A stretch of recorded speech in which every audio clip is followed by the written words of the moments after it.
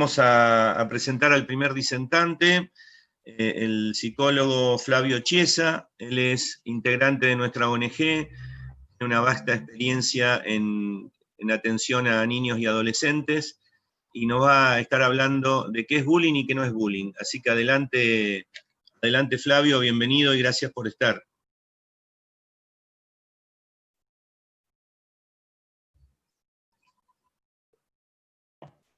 Ahí está. Bueno, buenos días a todos. La verdad que la disertación de Antonella complementa muchísimo la mía, sobre todo porque lo dice todo en primera persona y ha hecho un gran trabajo de investigación. La verdad, investigó muchísimo esta nena, espectacular lo que dijo. Me toca a mí abrir el panel con el tema del bullying, que es un tema de convivencia por excelencia. Es un fenómeno que ahora vamos a ir describiendo despacito a través de filminas. Bien, a ver si se ve. Me la comparte. ¿Se ve la filmina allí? A ver. Sí, Flavio. Sí, ¿se ve la filmina allí? Sí, Flavio. Perfecto. Bueno, se ve bien. Lo que voy a hablar voy a tratar de dar una definición de bullying, qué es y qué no es. Voy a hablar de un chico que conocí a través de mi trabajo, un paciente, voy a mostrar una foto y voy a articular algunos conceptos. Entremos con la definición. Es un síndrome el bullying. ¿Por qué? Un síndrome es una sumatoria de trastornos. Esto nosotros los especialistas siempre lo definimos de esta manera. Involucra cuestiones emocionales, sociales, culturales e institucionales. Sobre el final voy a tratar de mostrar cómo lo social en este momento tiene una influencia muy grande en la aparición del bullying. El bullying es una situación de maltrato repetido y sostenido en el tiempo. ¿Qué quiere decir esto? Puede haber situaciones de conflicto entre chicos, que es lo que vamos a tratar de mostrar más adelante. Pero lo que define esencialmente al bullying es que sea un maltrato sostenido en el tiempo constante, que puede ocurrir en cualquier momento y en cualquier lugar de la institución. Y tiene que haber, para nosotros, como ONG, según lo que hemos charlado y estudiado, tres actores muy importantes. Un hostigador, un hostigado y los espectadores. Y ya que hablamos de maltrato, tenemos que definirlo. Es una forma de daño, ¿sí? Es un deterioro que se va instalando, ataca la autoestima y la dignidad. Esto es muy importante entenderlo. El maltrato siempre es acumulativo. Al ser reiterado en el tiempo, y este proceso puede durar durante todo el transcurso del niño o el joven en la institución. Cuando termina su transcurrir en la institución, este maltrato, este daño puede quedar instalado en su personalidad, porque ataca aspectos psicológicos y a la integridad de la persona, ¿sí? Con el consiguiente aumento del estrés emocional y fisiológico. Es decir, es todo un problema de salud. Esta es una foto que siempre que hablamos desde la ONG la usamos mucho porque es muy descriptiva. Es una situación que todos entenderíamos rápidamente, porque se ven claramente los actores. Es fácil reconocer acá al chico que es hostigado, el de la remera azul, y al hostigador, que es el que está tironeando. Pero queda muy patentizado en la foto los otros actores, que también son muy importantes, que son los espectadores. Y fíjense en la cara de estos chicos las distintas reacciones que pueden tener los espectadores. Porque nosotros decimos que de alguna manera sostienen la situación de bullying. Quería comentarles a través de esta viñeta lo que pasó con este chico que yo atendí.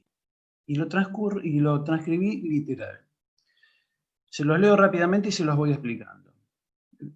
Él me cuenta que me burlaba, me decía sos cagón, no le pegas a nadie. O sea, cuestiones muy agresivas sobre su persona.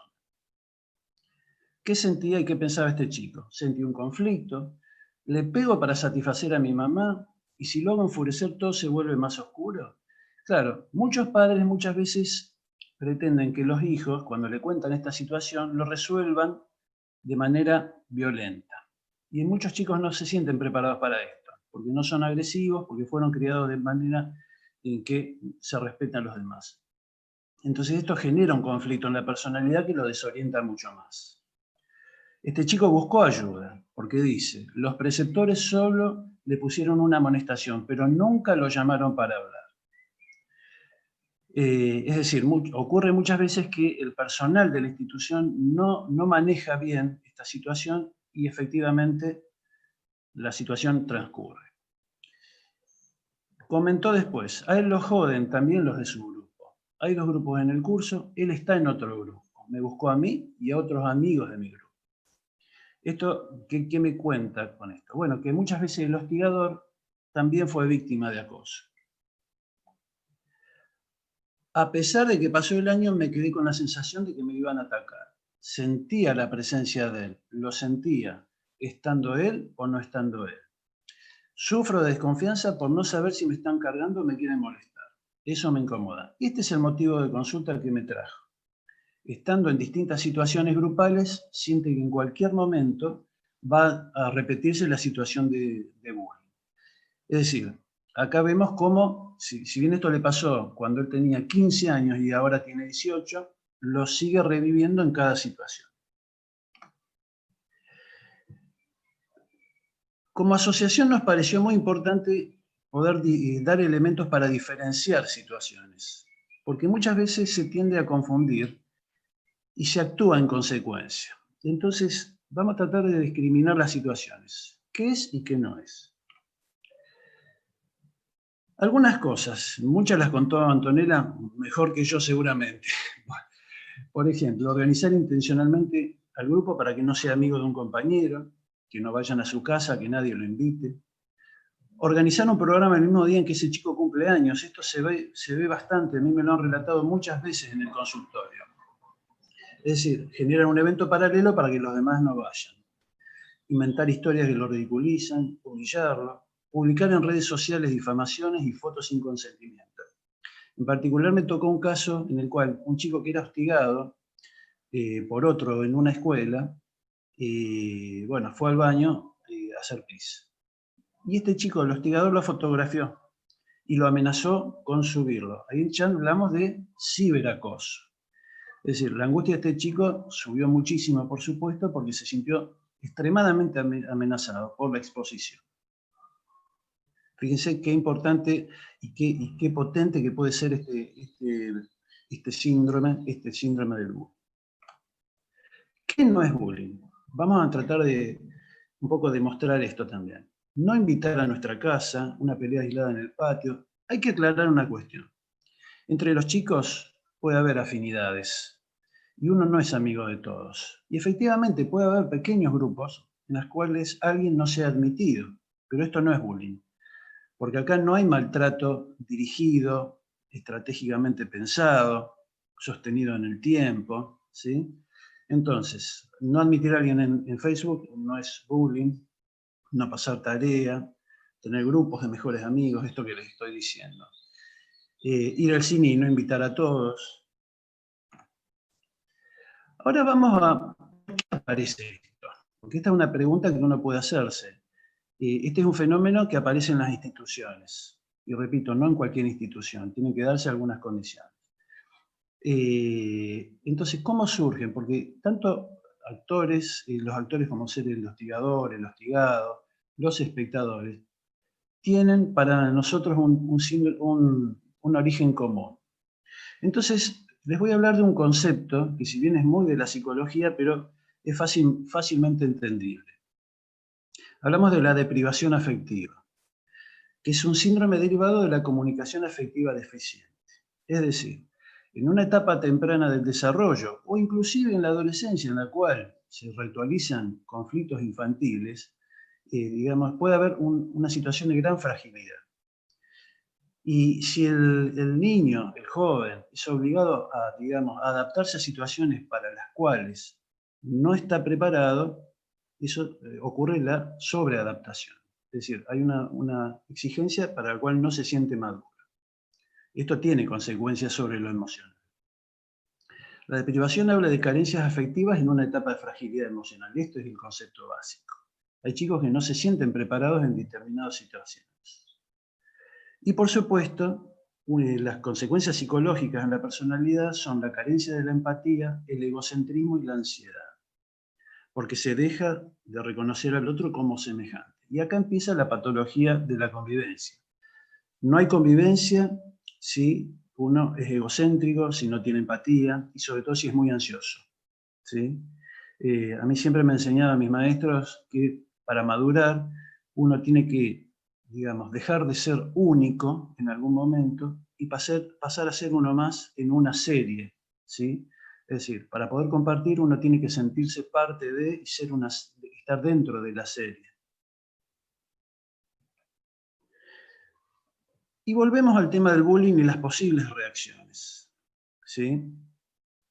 Que esto también es importante porque les pasa tanto al hostigador como al hostigado. Cuando alguien sufre maltrato sostenido, sistemático, sostenido en el tiempo, ¿sí? Puede haber dos tipos de víctimas acá. Un hostigado inhibido y un hostigado reactivo.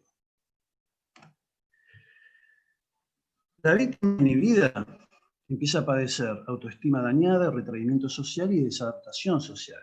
En general son chicos muy retraídos, muy inhibidos, que no se manejan bien en grupos, que buscan permanentemente la atención y la aprobación del docente, lo cual los aísla del resto de los chicos porque es como que no termina de compartir el código de relación entre ellos. Pero también está la víctima reactiva, es decir, que frente a la depresión, a la sensación de depresión que tiene, se vuelve sobre estas sensaciones y estas emociones activamente, pero con lo opuesto. O sea, puede reaccionar violentamente o impulsivamente. Yo siempre recuerdo uno de los primeros casos que se detectaron en la Argentina hace muchos años, fue lo que ocurrió en Carmen de Patagones, en la cual un chico que padecía situaciones de bullying robó el arma a su papá y, bueno, mató a varios compañeros en la escuela. Fue el primer caso, esto pasó hace muchos años, pero es un antecedente de esto. Y algo que nosotros sabemos es que cualquiera de los dos tipos puede potencialmente volverse agresor. Y el tema de los espectadores, que lo dejo para el final, pero no deja de ser importantísimo. Sin espectadores no hay bullying. Es decir, si el hostigador actúa sobre el hostigado, si sabe que alguien lo va a aplaudir, lo va a felicitar, se va a reír, lo va a acompañar. ¿De por qué surge esto? Hay mucho hablado, mucho teorizado. Situaciones de miedo a pasar a ser la víctima. Y muchas veces, como mostraba la fotográficamente, bueno, también se participa del goce de todo esto.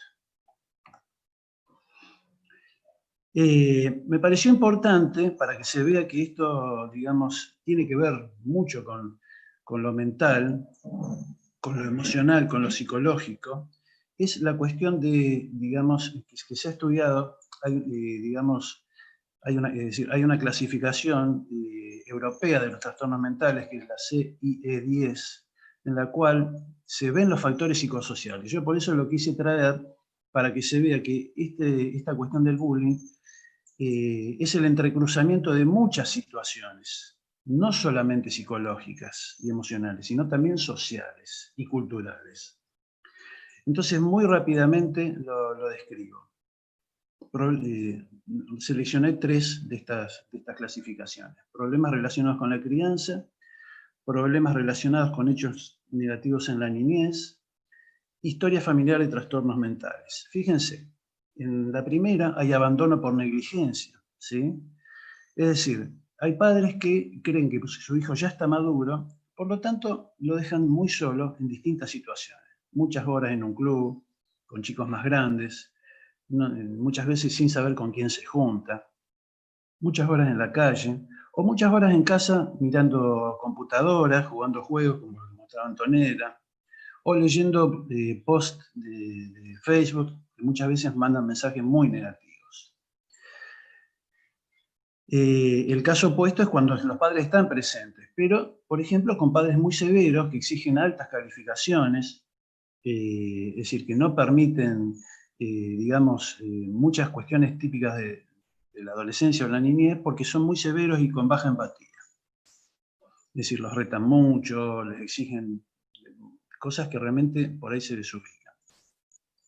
Pero también puede haber padres muy permisivos, es decir, padres que se bajan a la altura del hijo, que no discuten cuando el hijo se enoja, que no lo ponen en su lugar, y por lo tanto no transmiten bien las normas. El chico se empieza a sentir desde su egocentrismo que tiene un poder que en realidad no tiene.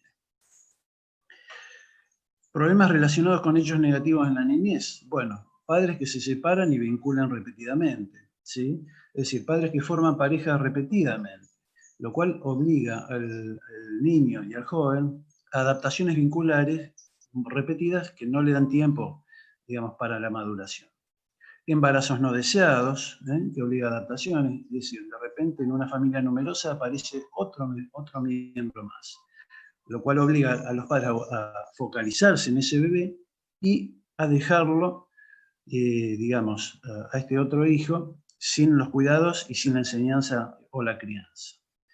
Por supuesto, situaciones de violencia, abuso físico, maltrato, lo cual genera traumas. Nosotros los psicólogos sabemos que los traumas generan una carga emocional tan alta que debe ser descargada, muchas veces repitiendo la conducta que se sufrió.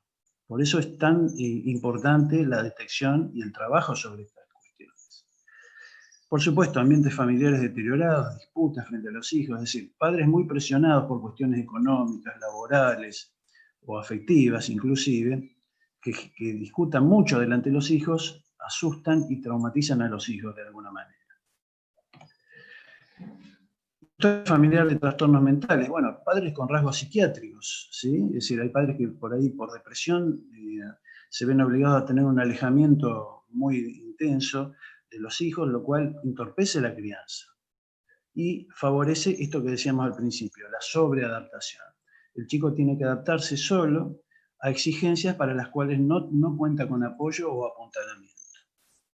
Y por supuesto la última, familias disfuncionales en las que se instalan toxicomanías, algo muy frecuente actualmente, en la cual pasa todo lo que hemos mencionado. Es decir, al hijo se lo deja solo o presencia situaciones que lo traumatizan.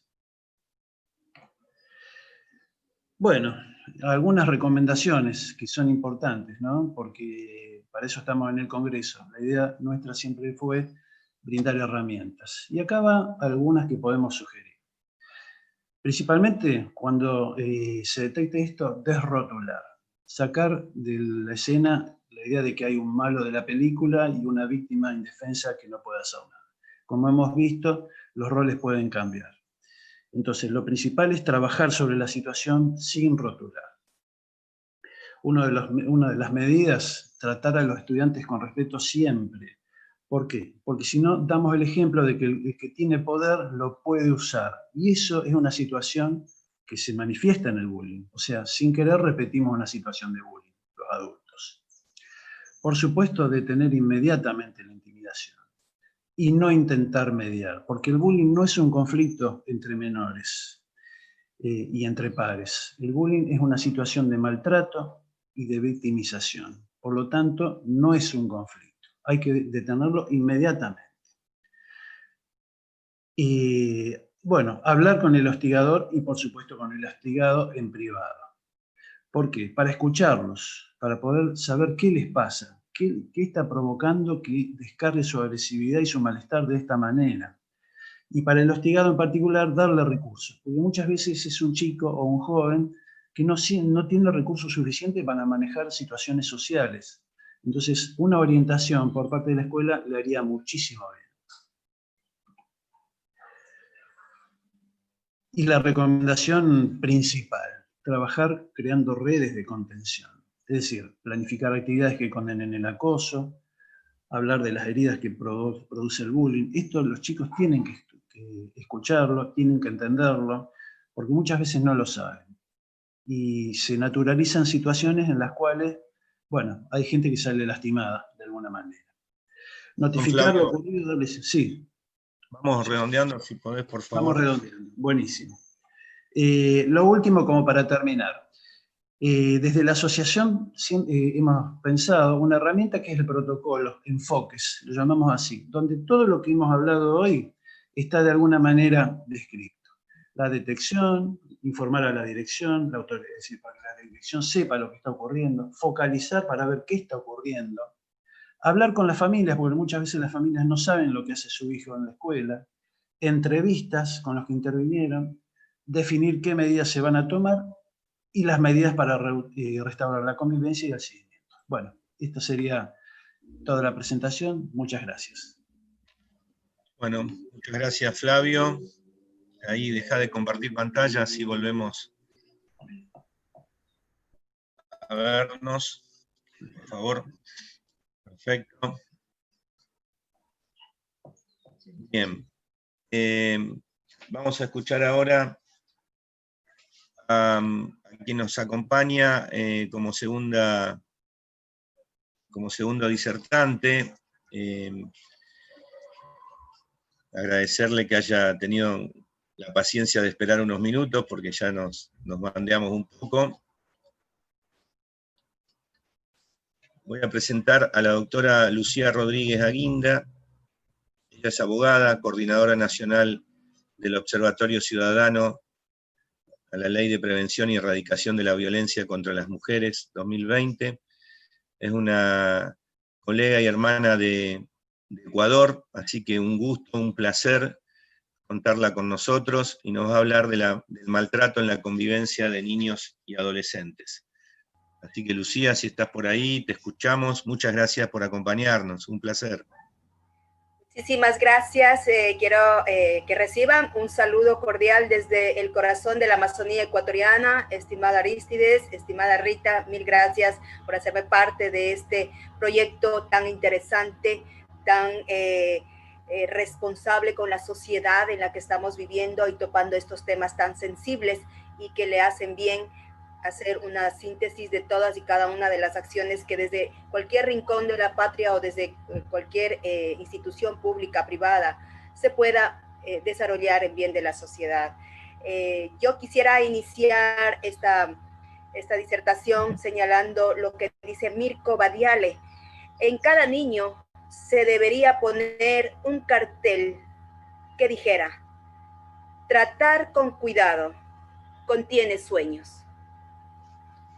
Y con esto quiero mencionar que justamente el tema que traigo el día de hoy es el maltrato que muchas veces se da a los niños, niñas y adolescentes que están en formación, y que no me refiero solamente al maltrato físico, a las palizas, a esos maltratos muy visibles, ¿sí?, sino a ese maltrato sutil, a ese maltrato que existe pero que está trastocado, oculto, en nuestra misma casa puede ser. Y bien me decía la señora ministra, decía que es importantísimo la convivencia, ¿sí?, sin violencia, y eso es muy importante. Ahora que hemos pasado, estamos ya tratando de salir de este confinamiento, se ha dado muchísimos casos en mi país y creo que en toda América Latina, donde el maltrato se ha visibilizado no solamente con las mujeres, con la violencia intrafamiliar, sino de paso con las niñas, niños y adolescentes que han tenido que sobrellevar la dura carga de lo que es mantener la violencia dentro de casa.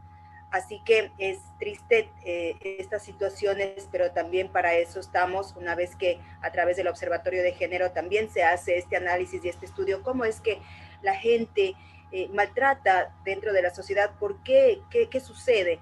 Entonces, estas situaciones no es que salieron de la noche a la mañana, no.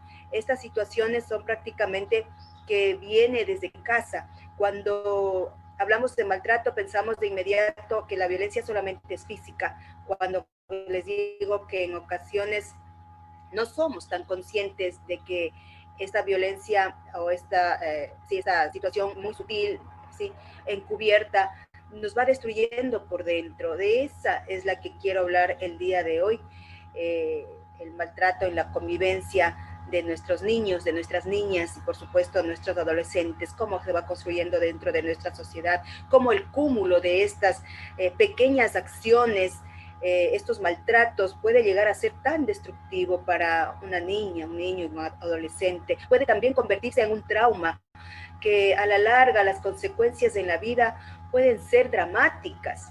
Entonces pongamos mucha atención también que está en torno a nosotras, en nuestra familia, en nuestra sociedad. Por ejemplo, mucho se habla del acoso escolar, que es una de las formas de maltrato psicológico, verbal o físico, producido entre estudiantes de forma reiterada, que a largo tiempo determina que sufren esta discriminación, estas falencias que sienten los niños y niñas al no querer ir a sus establecimientos educativos. Cuando pensamos en personas traumatizadas por sus infancias, nos suelen venir a la mente imágenes terribles de vivencias que pueden haber surgido, situaciones tan extremas que explican ampliamente que un adulto debió haber tenido una niñez, una adolescencia bastante difícil. Entonces, es conocido que el hecho de estas experiencias de gran violencia da una profunda huella en la psicología, en las emociones de nuestros niños, niñas. Sin embargo, corremos el peligro de que se dé solamente importancia a este tipo de violencia bastante visible, como es la física, y le restamos importancia a este tipo de violencia sutil, encubierta.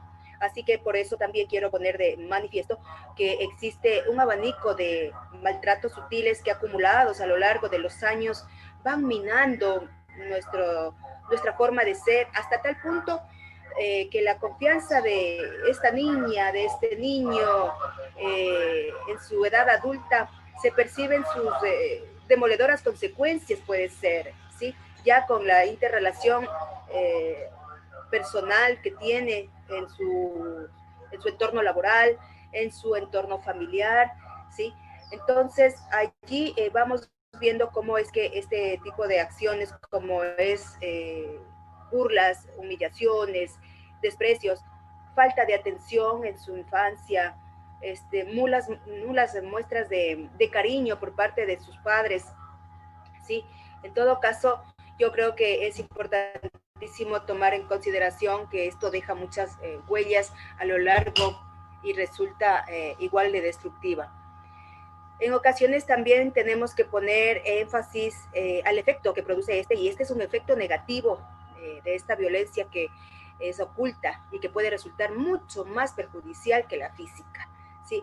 Que el otro tipo de pronto es más evidente, pero que se siente que se está exagerando, dice al reivindicarlo, pero que es el que muchas veces, si bien es cierto, aparentemente es una persona normal dentro de su hogar, pero ya en la edad adulta salen a relucir lo que vivió dentro de su infancia durante algún tiempo y que está allí, permanece allí. Ese tipo de violencia existe. En todo caso, en nuestra sociedad, aún en la mayoría de sitios, la gente trata de minimizar y restar importancia a estos maltratos sutiles y de esta manera vamos naturalizando esto, cuando la violencia de este tipo no es natural, porque al contrario, en el hogar debe haber la empatía, el amor, el respeto. A veces la impotencia, la rabia o el sentimiento de injusticia quedan reprimidos en el interior de estas personas que han vivido estas nefastas consecuencias en su vida y que a la larga les ha provocado esa baja autoestima, la inseguridad, muchas veces la ansiedad y hasta la depresión. Es decir, que son personas que ya necesitan muchas veces la atención de profesionales para poder superar este malestar que llevan por dentro, porque desde la niñez o en su niñez vivieron estos maltratos sutiles y que estaban ocultos, no se le tomó en consideración, se minimizó, ¿sí? Entonces, esto de la violencia sutil, el maltrato en las niñas, niños, adolescentes y aún más cuando no se le da la importancia, se permite que siga dándose estas actitudes entre niñas, pues existe ahí ya la discriminación, ya vienen estas actitudes negativas, como lo escuchábamos a Antonella, ¿no? Que señalaba que tuvo esa discriminación, tuvo esas dificultades en su sitio escolar. Entonces, por eso es que hay que tratar de saber qué es lo que le pasó a esta persona adulta en su niñez, en su adolescencia, porque allí está el centro de toda esa consecuencia de lo que es cuando es persona adulta. Muchas veces estas personas sufren chantajes, desprecios, sufren insultos, en sus lugares de vivienda, y estos insultos no solamente decimos que son personas de afuera, es dentro de casa, y es por eso que hay padres o madres que apenas le prestan atención a la niña. Hay frases que lastiman, que parece ser que son normales, pero que lastiman. Por ejemplo, le dicen, niña, quítate del medio, esta conversación no es para ti, es solamente para adultos, fuera de aquí. Cuando pide apoyo, dice, ahora no tengo tiempo, vete de aquí, anda, no te quejes. Y si es un varón, dice, deja de llorar, no seas niña, ¿no? Le va metiendo en la cabeza también estos estereotipos, y no le atiende ese momento, le dice, ya deja para más tarde, vete, procura hacer tus cosas, no me hagas ruido, me molestas. Entonces, este tipo de cosas va metiéndose en la cabeza y lastimando, ¿no? Fueron creando la percepción de que en su vida, en su niñez, cuando escuchaba esto de sus padres o de su entorno familiar, creándole ese ambiente de que esta persona, esta niña, niño o este adolescente, tal vez era un estorbo para su familia. Eso va creando en la mente. Para algunos padres siempre hay algo más importante que hacer antes que atender o preocuparse, como debe hacerlo con sus hijas y con sus hijos en el momento adecuado. En todo caso, esta situación puede provocar muchísimas consecuencias en la vida de la persona adulta, y hay que aprender a afrontar el maltrato sutil cotidiano. Y es importante, yo sí quisiera aquí mencionar temas de reflexión, y tener siempre en cuenta que las palabras que crean estado de conciencia, que los estados de conciencia manifiestan realidades. Debemos observar lo que se dice, tanto lo que decimos como lo que escuchamos, ¿sí? Tome en cuenta, esta persona que ha vivido estos maltratos no eres responsable de lo que te llega, pero sí es 100% responsable de lo que elige. Así que todo lo que permanezca en ti, en esta persona, la forma como reaccionas, es producto de lo que en tu entorno pudiste vivir, sentir, y ahora también muchas veces se pudo emular a través de el ejemplo que damos los padres y las madres de familia en casa. Muchas veces las palabras salen sobrando, porque el ejemplo vale mucho más, y los niños y niñas y adolescentes lo que hacen es emular lo que ven en casa. Tomen en consideración también que las palabras y pequeños gestos y actos son tan dañinos como un golpe físico. Como les decía hace un momento, solo con el hecho de no brindarle la atención respectiva en ese momento, el niño o la niña puede ser que se sienta que está sobrando en casa, ¿sí? Que necesita otro lugar para sentirse más apreciado, más cercano, más halagado, o sentirse útil, sentirse parte de, ¿sí? Entonces tengamos mucho cuidado, que las palabras y pequeños gestos son actos tan dañinos como un golpe físico. Así también no permitan o no provoquen que el maltrato sutil en ninguna forma sea parte de esta acción normal y natural. Hay que prestarle bastante atención, escuchar y saber determinar hasta qué punto estamos cometiendo ese error de tratar mal sin querer, ¿sí? Como hay una frase que dice, una frase mexicana, sin querer queriendo, pero tratemos de verificar nuestra actuación, nuestras palabras y nuestros gestos a la hora de responderles también a nuestros niños. A veces la ironía, por más pequeña que parezca, tiene la intencionalidad negativa, ¿sí? Así también debemos expresar claramente lo que estamos viviendo, lo que nos hace daño, y que no se permita que se vuelva a repetir estas actitudes negativas. Hay que elegir no relacionarnos con maltratadores de ningún tipo. Hay que tener también bastante énfasis en ver en nuestro entorno si es que es un entorno de pronto tóxico, si hay personas o familiares, no solamente nuestros hijos, sino vecinos, vecinas que están conviviendo a nuestro alrededor y que tienen esas formas también de actuar con violencia sutil, y que permite también que influya dentro de nuestro hogar con nuestras niñas, niños y por supuesto nuestros adolescentes, que también tienen ciertas influencias que vienen no solamente del alrededor, sino también de la vecindad, de la escuela y por supuesto de la misma familia, con sus primos, con sus hermanos, con sus tíos, ¿sí? Hay que tener bastante consideración. No importa lo ofensivo que pueda ser el comentario o lo inocente que puede ser la ironía, ¿sí? No permita que en voz alta o en voz baja estas expresiones lleguen y provoquen daño en su psicología, en su interior, en sus emociones. No lo permita. Defienda siempre su posición, esa manera elegante, inteligente, sin que altere su forma de ser, ¿sí? Porque esto descoloca de gran manera a los maltratadores en todo tipo. Defiéndase con altura, con respeto, y por supuesto no deje pasar por alto estos maltratos, como lo digo, sutil, que engaña, porque aparentemente parece que es inofensivo, pero en realidad no lo es. Existe tal cosa y está allí, vive entre nosotros. Entonces sí es importante que se tome en consideración que esta forma de actuar, este acoso, esta violencia sutil, sí, es una forma de maltrato psicológico infantil y que debemos aprender a prevenirlo y detectarlo a tiempo.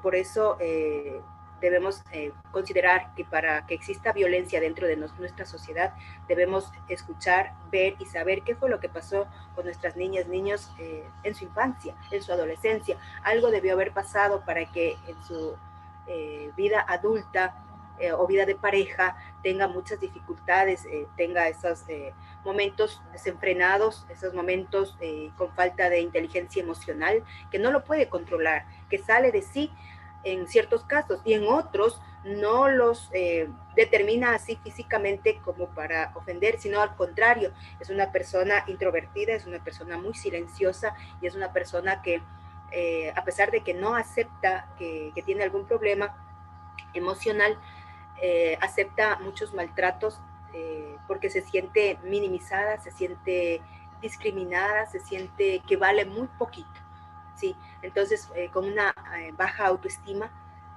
todo esto es provocado por situaciones que fueron a la larga metiendo en su cabeza y naturalizando este tipo de violencia. Esta violencia no es natural, ningún tipo de violencia es natural. Los seres humanos no nacimos para violentar a nadie. Los seres humanos nacimos con otra perspectiva, de brindar amor, de procrearnos, de juntarnos, de ser una sociedad armónica. Por eso es que me parece a mí interesante que tomemos en consideración desde la niñez y la adolescencia qué es lo que está pasando en nuestro entorno. Yo creo que también debemos considerar cuando vemos niños y niñas con unas formas de comportamiento extraños, a veces pensamos que la responsabilidad es de la escuela, que de allí está viniendo.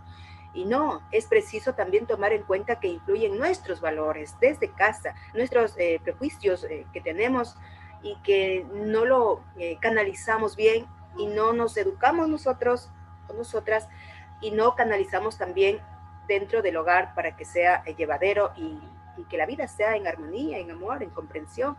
Debemos saber que debemos actualizar con nuestros valores para transmitirlos con claridad, transmitirlos sin miedo, transmitirlos de manera integral, ¿sí? Ser conscientes de la importancia de estas actitudes con nuestros gestos en relación a cómo vivir bien, a cómo vivir este bonito y cómo buscar ese nivel que siempre estamos anhelando, que es la felicidad. Cuando la felicidad son esos pequeños detalles que tenemos dentro de casa, ¿sí? Nuestros hijos e hijas emulan nuestras actitudes, Por tanto, por ello es la responsabilidad de nosotros como padres y nosotras como madres.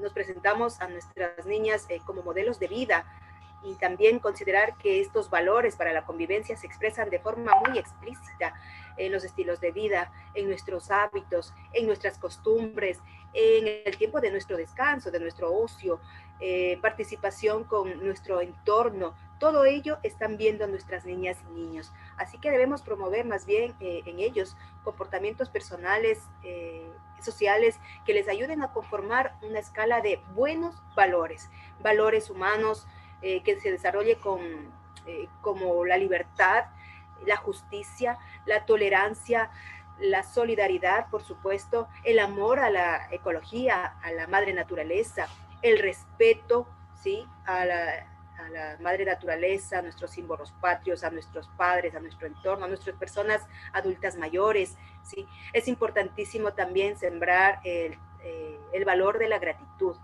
Cuán importante es sembrar el valor de la gratitud, la generosidad y, por supuesto, la empatía. Ponerse en los zapatos o en el calzado de la otra persona, ¿sí? Ser solidarias, y también decimos entre mujeres manejar esta actitud de la sororidad, ¿sí? Además de la solidaridad, la sororidad entre nosotras. Perdón, Lucía, ¿sí? vamos cerrando, perdón, se nos Muy va bien. el tiempo. Gracias. Muy bien, muchas gracias. Sí, solamente para indicarles en la parte final que es importante la convivencia armónica, porque podemos hablar de algunas reglas básicas como el respeto a los demás, como les decía, ya que nos permite tener una tranquilidad y respeto unos con otros, ¿sí? El rechazo a todo tipo de violencia y a la permisibilidad muchas veces y a la naturalización de la violencia. A tomar mucho énfasis en estos aspectos porque es importantísimo tomar en consideración que la sociedad en la que vivimos con una convivencia en armonía, sí, se lo logra, y tenemos muchos hogares, por supuesto, pero en aquellos que falta esa empatía, ese amor, esa solidaridad, sí debemos llamar a la concientización, porque la convivencia no es una utopía, lo vivimos y lo hacemos y lo construimos desde casa. Muchas gracias, Aristides, y muchas gracias a todas y todos. Muchas gracias, Lucía, un aplauso virtual desde Argentina. Muchas gracias por tu participación, tu compromiso. Realmente, bueno, ahora quiero presentar a una amiga, a una colega, a alguien a quien admiro mucho por su trabajo, por su compromiso, por su larga trayectoria, autora del libro, un libro sobre violencias que yo siempre tengo ahí como manual de apoyo para hablar sobre la charla, violencia, cómo construir autoridad para una escuela inclusiva. Marina Lerner nos acompaña, ella es psicóloga y, insisto, como todos los que la antecedieron y los que la van a suceder, honrando este congreso. Sé que estás muy ocupada, Marina, pero te hiciste lugar para estar con nosotros, así que desde el afecto y desde la admiración, bienvenida, Marina. Bueno, Aristides, muy buenos días a todos, a todas. Muchas gracias por invitarme al Congreso. Y bueno, yo voy a trabajar sobre el tema de la convivencia escolar. El título del Congreso es La convivencia escolar no es una utopía. Esto me remite directamente a pensar en el contexto argentino, que hay una ley de convivencia nacional, que es la que regula y enmarca la convivencia escolar en todo el territorio argentino, que es la 26.892, y es una ley que en su título justamente lo que nombra es la promoción de la convivencia escolar. Cuando hablamos de la promoción de la convivencia escolar, ya estamos nombrando, la ley ya nombra, que si es promoción no es espontánea la convivencia. La convivencia es el resultado, para que no sea una utopía justamente, es el resultado de las intervenciones docentes y del sistema educativo en general. Por esto, es decir, si la convivencia hay que construirla, nos remite directamente a lo que implica la trama escolar. Es muy difícil pensar el hecho educativo si no pensamos que se sostiene una trama y se produce en una trama de roles. Esta trama de roles, que me voy a detener un poco en describirla, porque me parece fundamental para pensar sus efectos en la convivencia escolar. La trama de roles es una trama que no digo red, digo trama. La trama es la articulación de los roles, donde cada rol tiene una disposición absolutamente diferente al otro, tiene un lugar radicalmente otro, realmente heterogéneo, realmente diferente, radicalmente diferente al otro. ¿Qué es lo que hace esta diferencia dentro de la trama escolar para que sea una trama y no sea una red? Es la asimetría que produce, es decir, en la cual se sostiene la autoridad pedagógica. La autoridad, no lo digo yo, lo dijo Weber, lo dijo Hannah Arendt, lo dijo Koyev, la autoridad siempre es asimétrica. El tema es cómo entendemos esa asimetría. La entendemos en las, es decir, tanto como lo han entendido, lo que lo han pensado como asimetría, pero también el marco legal argentino entiende la asimetría que constituye a la autoridad pedagógica como tal, dentro del sistema educativo, dentro de la trama, la entendemos como una asimetría democrática, una asimetría que está sostenida en la responsabilidad del hecho educativo. El hecho educativo, es decir, uno ordena todo en relación a los procesos de enseñanza-aprendizaje. Es decir, estos procesos de enseñanza-aprendizaje necesitan de esta asimetría. Esta asimetría implica no solo el saber pedagógico, es decir, que lo tiene un docente, que lo tiene aquel que estudió para esto, sino también en términos de responsabilidad. No es lo mismo la responsabilidad dentro de una trama del equipo de conducción de una escuela frente a sus docentes, que el de sus docentes no es la misma que el de sus alumnos frente al hecho educativo. Por lo tanto, pensar la trama educativa en términos de asimetría implica también pensar que esta asimetría democrática, esta asimetría de responsabilidad en cuanto a las decisiones que hace a la autoridad docente, es cómo se construye, porque hoy, es decir, hace ya unos cuantos años, la asimetría no está dada por asumir un cargo, sino que esa asimetría justamente se construye. Se construye y vamos a ver cómo, ¿no? Es decir, por un lado, es decir, para poder ocupar el lugar de la autoridad, para poder ser autoridad de una comunidad educativa, lo que necesita el docente o lo que necesita, por ejemplo, cuando un docente asume en el equipo de conducción, ser legitimado por la comunidad educativa en tanto autoridad. No es ya suficiente asumir un cargo. También es necesario que la comunidad educativa se legitime a la persona que ocupa el cargo de la autoridad, ser legitimada en ese lugar. Ahora, voy a trabajar en dos líneas para poder pensar cómo se construye esa simetría. Esa simetría que tiene que ver justamente con el tema que da título a la charla, que es el silencio pedagógico, que es totalmente lo contrario a poder pensar cómo se construye la simetría. Por un lado, tenemos un docente, es decir, cuando se ocupa un cargo de autoridad, se necesita producir esa simetría. ¿Cómo se produce? Si bien no hay una receta, obviamente, porque si lo hubiese nadie tendría problemas en esa construcción, pero sí hay ciertas orientaciones. Es fundamental poder pensar, hoy la autoridad pedagógica es muy difícil que se construya si no se escucha a la comunidad educativa. Esto es lo opuesto al silencio pedagógico. La decisión de la autoridad pedagógica que dirige una escuela, nunca puede ser tomada esas decisiones si previamente no se escuchó a la comunidad educativa que siente y que piensa. Esto no implica que esto se traslada directamente en las decisiones finales de la autoridad, pero sí lo que dice que la decisión final de una autoridad tiene que incluir, tiene que ser el resultado de haber escuchado previamente a esta comunidad educativa. Es muy difícil que una comunidad educativa legitime a la autoridad en tanto y en cuanto no fue escuchada por ella. Las decisiones finales de un equipo de conducción, de un docente, deben alojar algo, es decir, qué piensa, qué siente y esa identidad que hace a la comunidad educativa. Ahora, no es solo responsabilidad del docente o de la trama institucional que hace una escuela. Hay otra cuestión que no podemos dejar de nombrar porque es fundamental. Para que un docente pueda construir su autoridad y construir su asimetría, necesita de esa trama simbólica que se construye con políticas públicas. Las políticas públicas son las que fortalecen esa trama institucional que implica la asimetría en la autoridad pedagógica, que permite que el docente a su vez la pueda producir.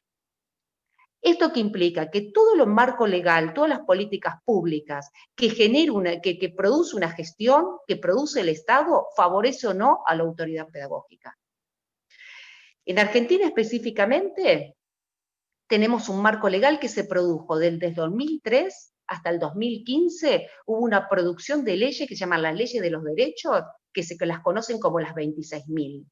Las 26.206 es la Ley Nacional de Educación, que es la que viene a reemplazar la 1420, que fue la primera ley que tuvo la Argentina en 1884, ¿no? En el 2006 se genera, a partir de la participación federal, la Ley Nacional de Educación. Y hay varias, voy a nombrar dos. Hay varias leyes que producen, es decir, que favorecen a la construcción de la trama vincular a manera escolar, digamos, en esa fortaleza simbólica que es necesaria. Voy a nombrar dos, la Ley Nacional de Educación y la Ley Nacional de Convivencia, que es la que se promulga en el 2013.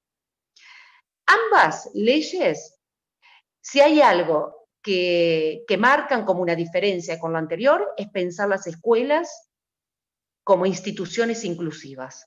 Son instituciones inclusivas que necesitan repensar los procesos de enseñanza-aprendizaje para que las comunidades educativas se puedan incluir en estos procesos, para que los alumnos, las alumnas puedan incluirse, ser parte de una trama vincular. Pero tanto la Ley Nacional de Educación como la Ley Nacional de Convivencia piensan en la participación escolar fuertemente, pero nunca desarticulada de la construcción de la autoridad pedagógica. Una se relaciona con la otra.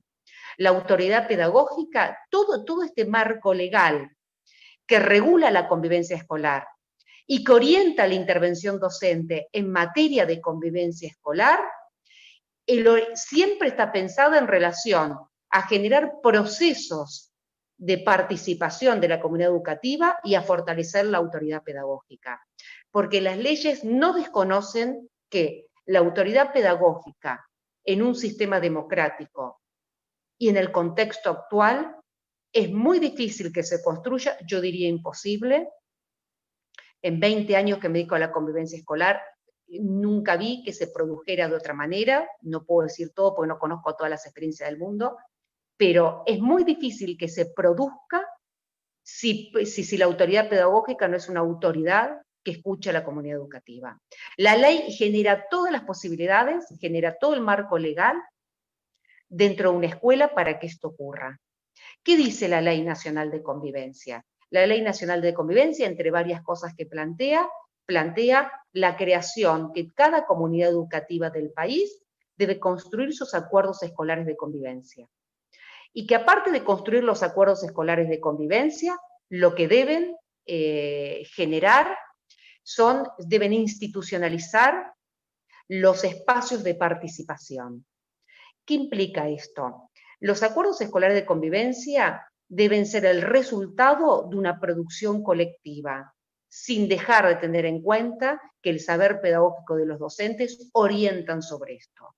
No se puede definir cualquier acuerdo porque todo acuerdo debe estar acorde al marco legal superior.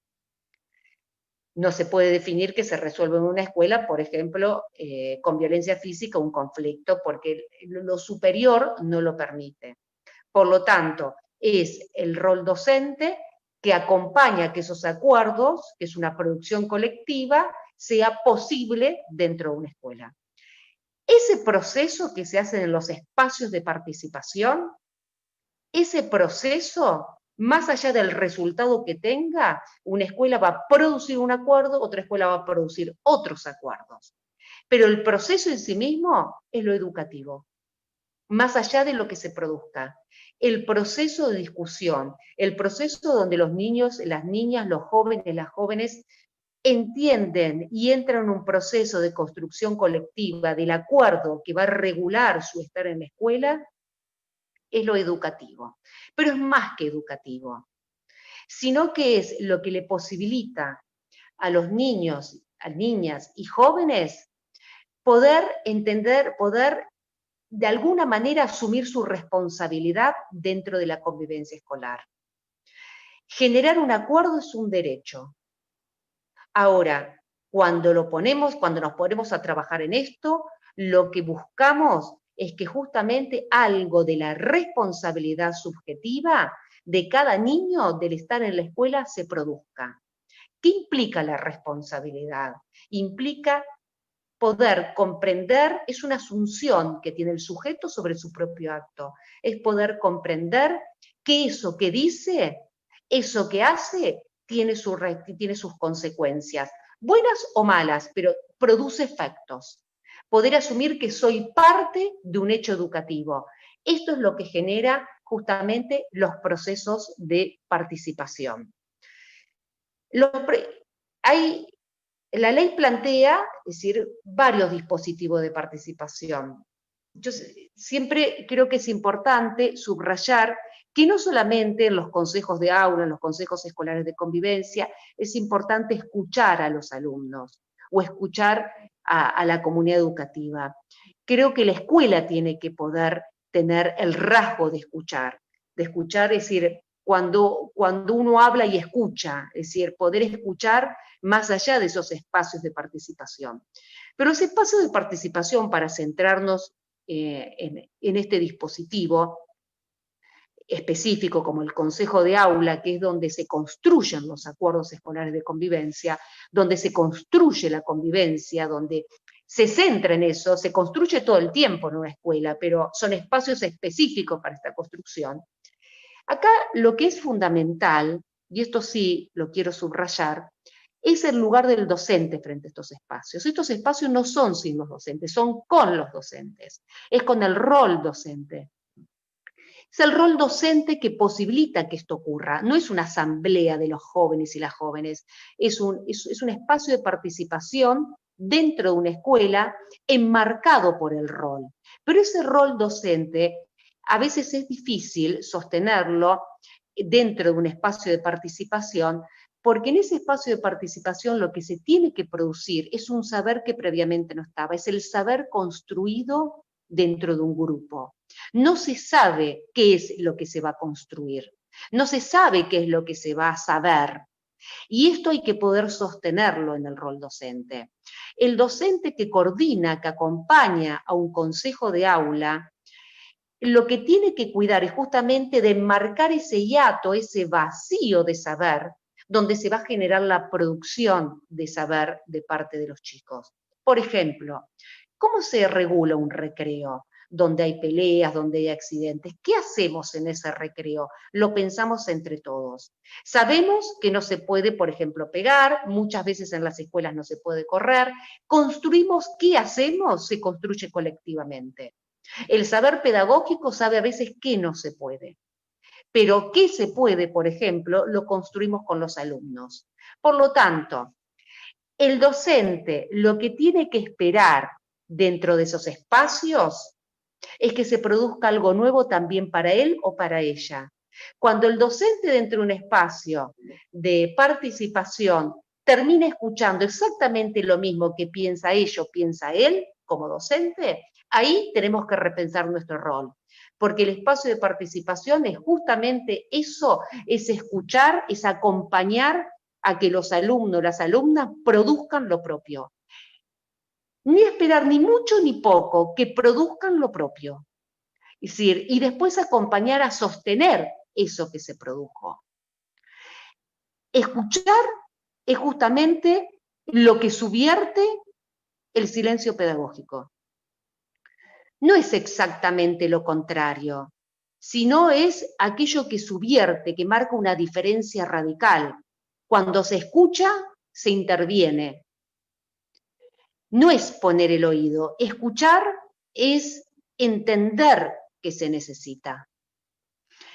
Esto es lo que marca justamente la posibilidad de que un alumno o una alumna se sienta alojado. No es solamente... Acá el problema es cuando uno va con un saber previo.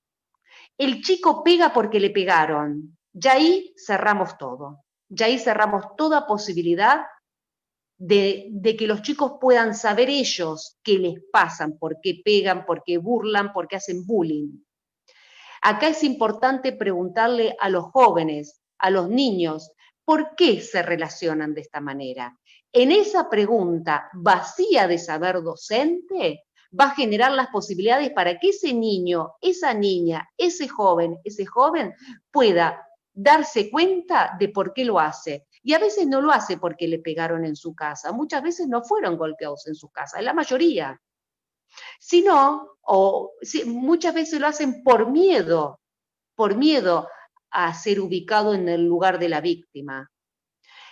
Pero acá lo importante, yo me dedico a trabajar el rol docente, es decir, esta es mi tarea, mi trabajo, a trabajar y a pensar el rol docente. Lo importante del rol, de la autoridad pedagógica, del lugar que ocupe, ya sea equipo de conducción, docente dentro de la trama escolar, acá lo fundamental es no ir con un saber. Uno no sabe por qué el otro hace bullying. Uno no lo sabe. A veces la bibliografía sobre el bullying obtura el trabajo, porque lleva a creer que uno sabe por qué el otro lo hace, y no lo sabe.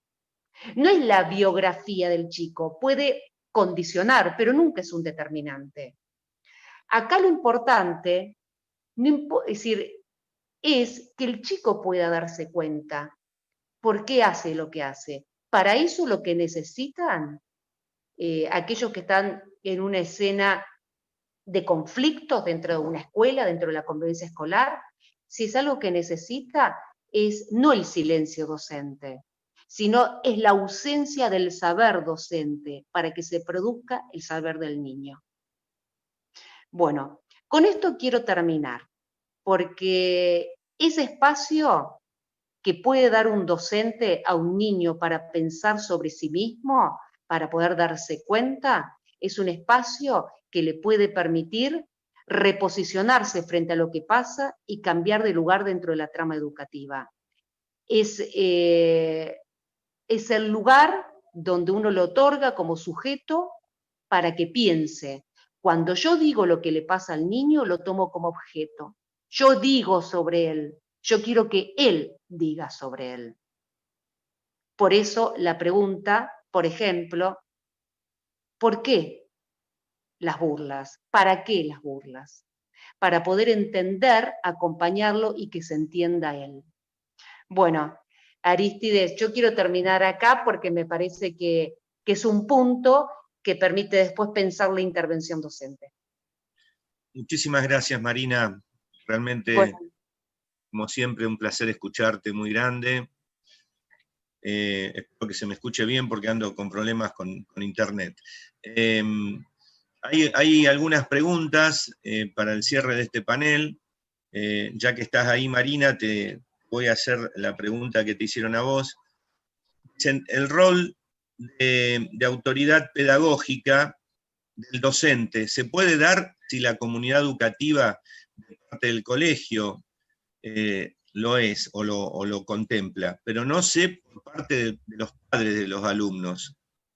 Entiendo así la pregunta, que cuestiona este tema de los papás, si ¿no? Si se puede dar la autoridad docente si los padres no la legitiman en ese lugar. Claro. Esa es la pregunta. Bueno, la familia dentro de la trama vincular tiene la responsabilidad de acompañar a la construcción del rol docente. Si una familia desautoriza al rol docente, desautoriza a la docente, es muy difícil que el niño, la niña, el joven reconozca a esa docente en el lugar de la autoridad. Ahí hay que trabajar con la familia, pero trabajar fuertemente y poder entender. Después, bueno, caso por caso, yo no puedo decir la intervención porque tiene que ver cómo se da, pero sí lo que puedo decir es que esa familia que que no legitima al docente en su lugar, está vulnerando el derecho a la educación de ese niño o de esa niña. ¿Por qué? O de ese joven. ¿Por qué? Porque para que el vínculo de autoridad, fundamental para los procesos de enseñanza-aprendizaje, tiene que estar legitimado. Yo cuento la anécdota de ahora en pandemia, de una mamá con un nene de 6 años, que el nene no quiere hacer la tarea, y la mamá le dice, le voy a contar a Laura que no querés hacer, Laura es la maestra, y él entra en desesperación y quiere hacerla. Ese nene no conoce a la maestra, pero es la madre que la autoriza en ese lugar de terceridad.